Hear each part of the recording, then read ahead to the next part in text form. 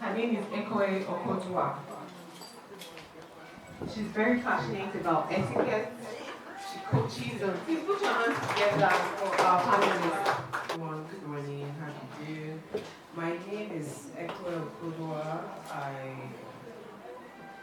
am a PR, etiquette, image consultant, and I mostly deal with businesses, corporations, and also public officials, maybe public officials, yes, celebrities and politicians, yes, and I've been doing this for, I can't even remember, it's been a long time, and I'm happy to be here. I hope I can impact you with the knowledge that I have. Thank you. Today we're going to be talking about how to choose the right business name. So I know that we all have businesses here, and we all have names for them. But can someone just quickly tell me how her name of her business? Can someone tell me the name of her business? Or should I pick someone? Yes. Okay, let me pick you. You're smiling at me. Okay, so what's your name? What's the name of my business? Is Journal for Wellbeing.ing. Journal for Wellbeing. Plus for happiness. Okay, so with every business name, there's always a story behind it. But the most important thing is when you're picking that name, there are factors that you have to put into consideration when you're picking the business name so that it speaks to the public and you necessarily don't always have to explain what it is that you do. Because at the end of the day, when it comes to branding, the vision that you have in your mind or in your head is not exactly what the brand means. It's what the customer thinks of your brand. That is how the brand is being viewed. So can we move on to the next slide?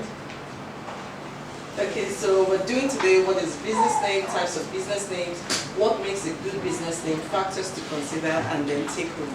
We can go on to the next one. So brand name or a business name, we can call it brand name or business name. It identifies a specific company, product or service that differentiates it from similar brands within a category. So when you're picking the name, in that name, it also has to say what you do, the kind of service that you intend to offer to the public. And it also has to make you distinctive in the public's eye. So that within that category, we can be able to say Omia Poise, for instance. Omia Poise is under the consulting kind of business for, you said Lucy Crow. Lucy Aura. So in a business name, the most important thing is, in that name, you should be able to identify your product or service. Over 672,000 businesses open each year, according to the Small Business Administration. So every year, over 672,000. So that means people are getting names every day. So you always have to consider that whatever name that you pick, it has to be significant or it has to be out there and stand out. We can move on to the next slide. So now, there are different types of business names. We have the real, straight from the dictionary. That means you pick a word from the dictionary, it actually means something.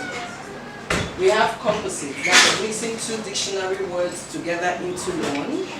We have the invented, you invent one or you create. We have associative, a name that has a metaphorical meaning.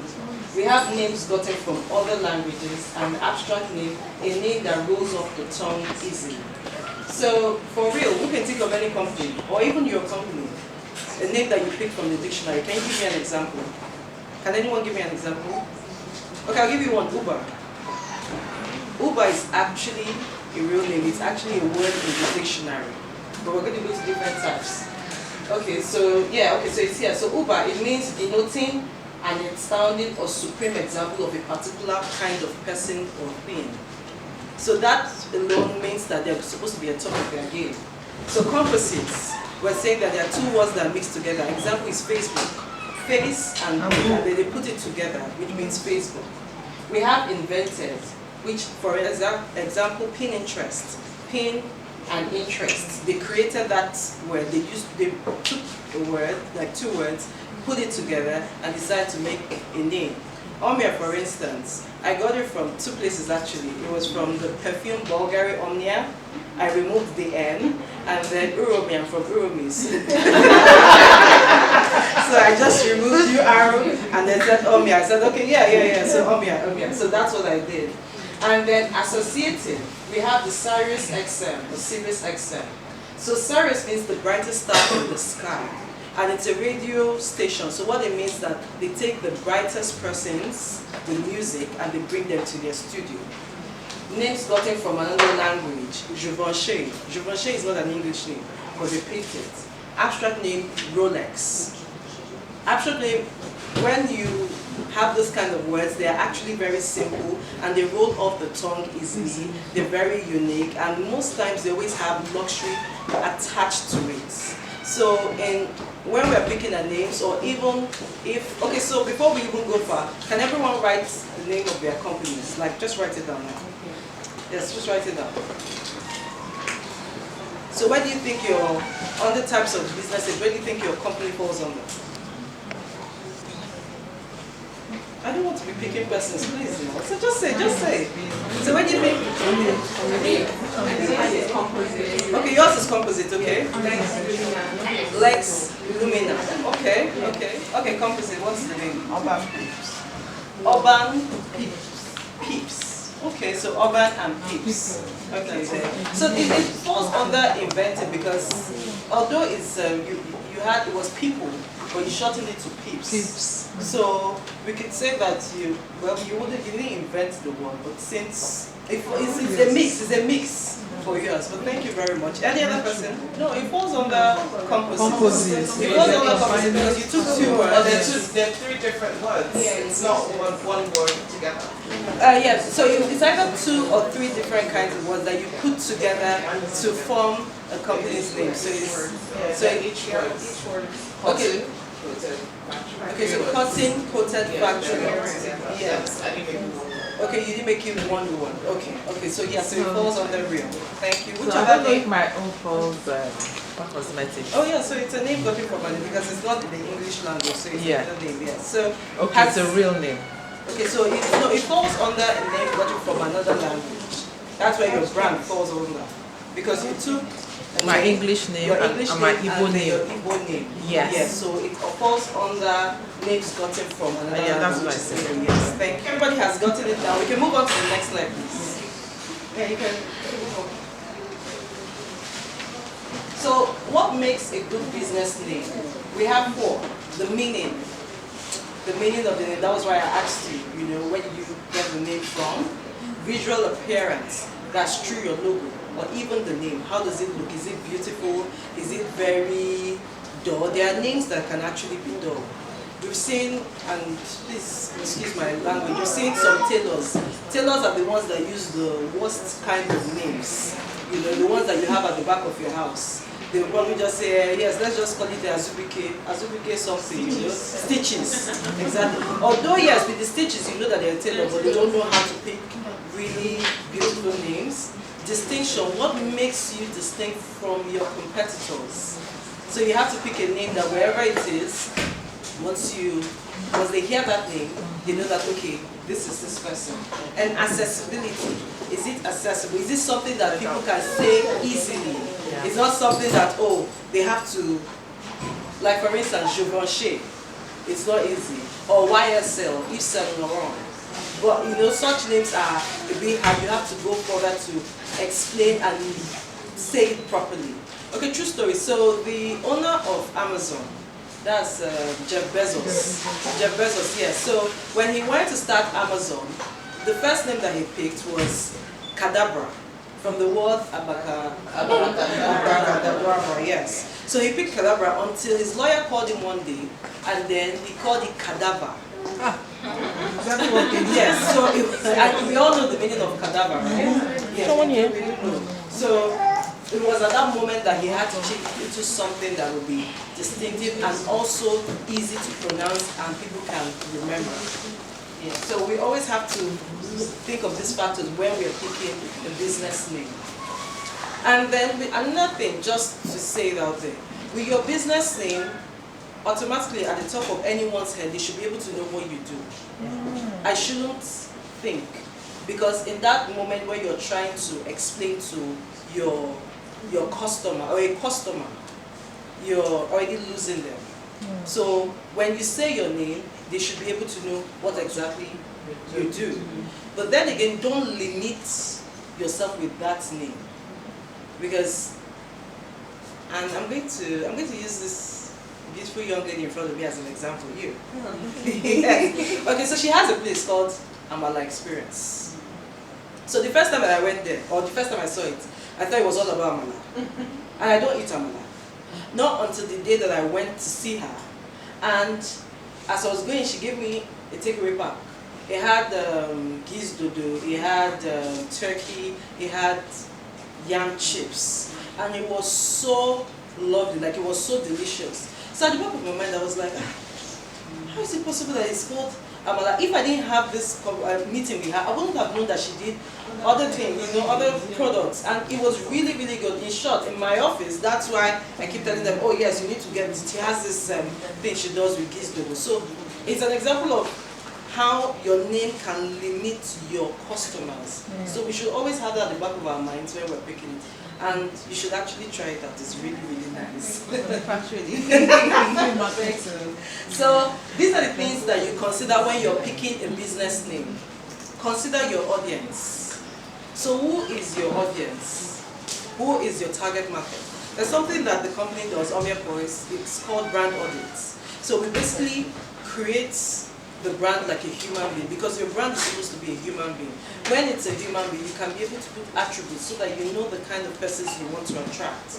So whatever business that you have, with the name, who is your target market? Who is the person that you want them to patronize what it is that you're offering? So you have to consider your audience and select what type of name you want. Now, a lot of times people use their names to start their business, which is okay. But the only time such names have an effect is if you're a celebrity. And I use Jordan's, Michael Jordan. He was a basketballer.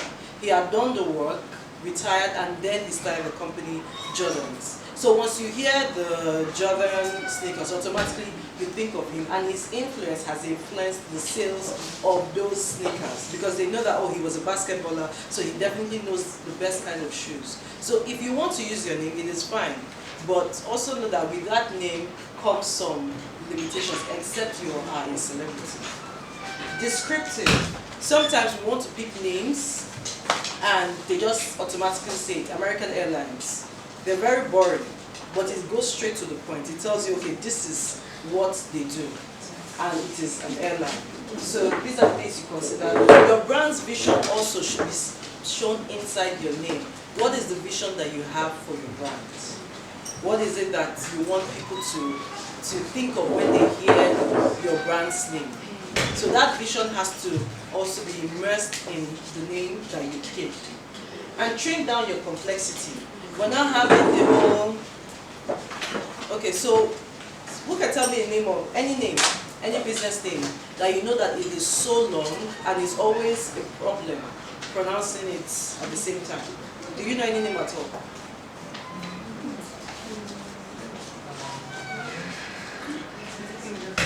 Any name.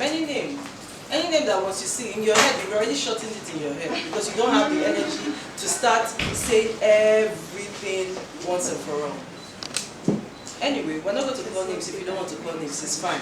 But you get what I'm trying to say, right? Yes. So you have to trim down your complexity so that whenever it is that they want to say your business name is short, goes straight to the point and it delivers the message. Make sure your name is not already taken, and that's why we have a lawyer here. So before you decide to pick a name, or before you trademark it, make sure you check in with a lawyer, let them do the searches, and you know that you're okay before you start using the name. So what is the take home? The name should be memorable. Every time that I hear that name, I should think of the best kind of services that you offer. Example, I like, for instance, I like Skin 101. I just like the lips. It just goes. It's always it's something that I always remember. I actually like cotton coated. I actually like it. So it's memorable. It is memorable. The name should be simple and descriptive. I've said that already. And always check before you trademark your name. So always check with a lawyer because it's only a lawyer that can help you through that process. So thank you very much. Wow. I hope So this was like going to school. I wish we had more time. I just learned that a brand should be treated as a person with attributes. It's amazing. And then your vision should be in your name. This is so powerful. I'm sure we all have things that stuck with us, but I just couldn't help but vibe that back to us. So thank you very much, Ekoe. Thank you. Please put your hands together for our speakers. Please put your questions.